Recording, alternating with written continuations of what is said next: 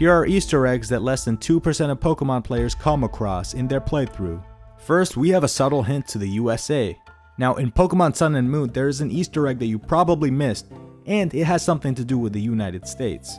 In Ether Paradise, one of the trainers you battle hands you exactly $1776 as a reward for beating her. Now, this is not a random number. This is the year that the United States of America was founded. And it doesn't exactly end there. Basically, every player who you beat in Ether Paradise will give you a financial reward. And the amount of money you get is either divisible by 1776 or $1776. All of the numbers coincidentally happen to line around 1776, the exact date that America was founded. Seems like a bit of a coincidence, wouldn't you say? The next one is a crazy bit of music once you beat Pokemon Black and White 2. Now, this was first proposed by a Reddit user, and it probably went unnoticed for many years.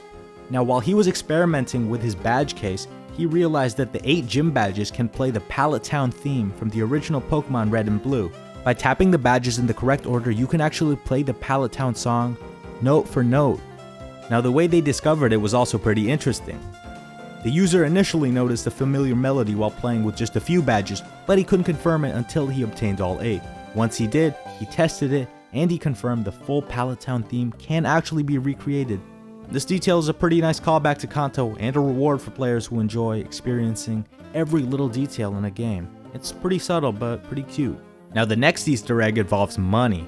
In Pokemon Emerald, after getting your first gym badge, you'll come across a small maze of trees near Rusturf Tunnel. It's an entirely optional area, you don't have to technically go there for progression. But if you return after beating a couple gym badges and decide to explore that area, you might encounter a trainer named Rich Boy Dawson. And here's the tip. If one of your Pokemon knows the move Thief, try using it on Dawson's level 8 Zigzagoon during the battle. It turns out Zigzagoon is holding a gold nugget. That's right, Rich Boy Dawson is apparently so wealthy that he gives his Pokemon literal gold to hold. But here's the trick. You're not limited to Dawson. Pretty much every Rich Boy, Rich Girl trainer has some valuable item attached to their Pokemon, and if you have a Pokemon with the move Thief, you can steal all their goods, and you can basically use the rewards to fund your Pokemon journey. It's a pretty fun mechanic and it makes you feel like Robin Hood. Our next Easter egg takes place in Generation 3 in Pokemon Ruby and Sapphire. And in these games, in Route 120, you'll find Scorched Slab, which is a mysterious cave with no major purpose other than housing the TM for Sunny Day.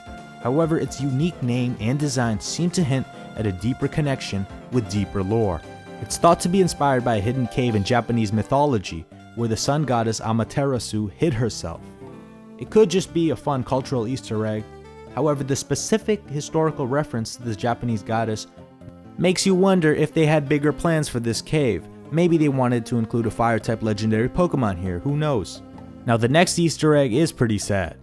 In Pokemon X, if you travel to Koraway Town, remember the town with the train station, you will find a message left by a young Professor Sycamore to his future self. It reads, "What are you like now? Did you become who you wanted to be?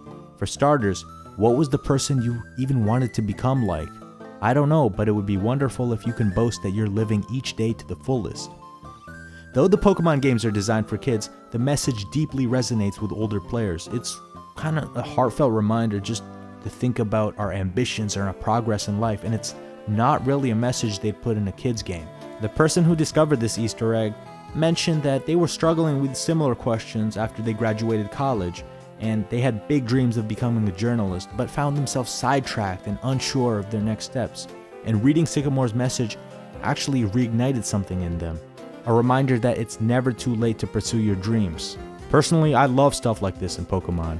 Now, the next Easter egg is in Gen 1. In Pokemon Gen 1, the move Cut actually isn't just used for slicing down trees. It can also clear patches of tall grass. Basically, if you stand near a patch of tall grass and make your Pokemon use Cut from the menu, the grass literally just disappears. And once the grass has disappeared, you can stand there and you won't encounter Pokemon. It's actually pretty useful. You can technically just cut your way through entire routes and not encounter any Pokemon whatsoever, although that would take a while.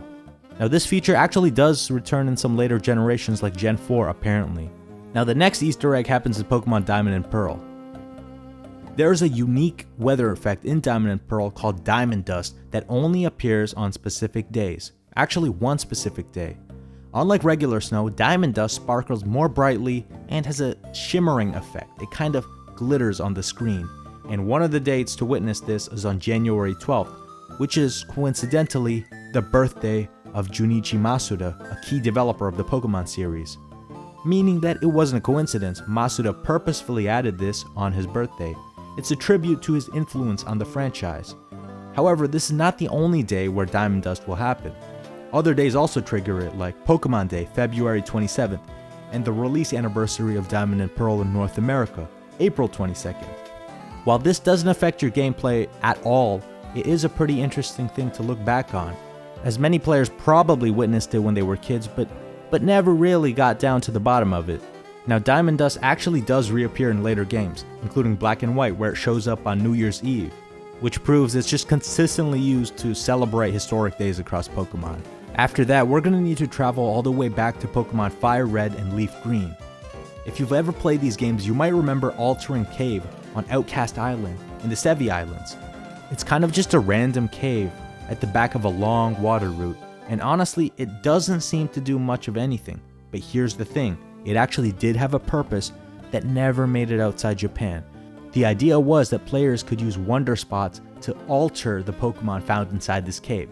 So you'd be able to encounter Pokemon like Mareep, Houndour, and Zubat, depending on the data downloaded. Cool concept, right? Well, for anyone outside Japan, this feature never happened and the cave was left completely empty. And instead of becoming this new feature and this new place to catch Pokemon, it just became a weird, abandoned, empty cave that no one uses. It's kinda sad to think what it could have been, the Altering Cave, but it's also a bit of trivia that most Pokemon players skipped over entirely. The next detail was noticed in Scarlet and Violet, so pretty recently, and this was discovered by a Reddit user after he played around with his Pokedex. Basically, if you get a Pokemon through a trade from a different language region, you unlock its Pokedex entry in that language. For example, the Redditor got a Palossand from Japan via surprise trade and realized they could read its entry in both English and Japanese, even though the 3DS is English and the game is English. It's a small detail, but it's pretty easy to miss unless you're actively trading globally. Now, this has probably been around since previous generations, but this is the first time I've heard of it. Now, the next one is an Easter egg you definitely have not heard of. In Pokemon X, if you travel on this random route and speak to this guy on a bench, he reveals he's actually a scientist and he's studying stuff about Pokemon eggs, and he says eggs aren't actually eggs, instead they're described as cradles, protective shells housing fully formed baby Pokemon until they're ready to emerge. This flips the long-standing theory that Pokemon develop inside their eggs, and it raises questions about how hatching actually works.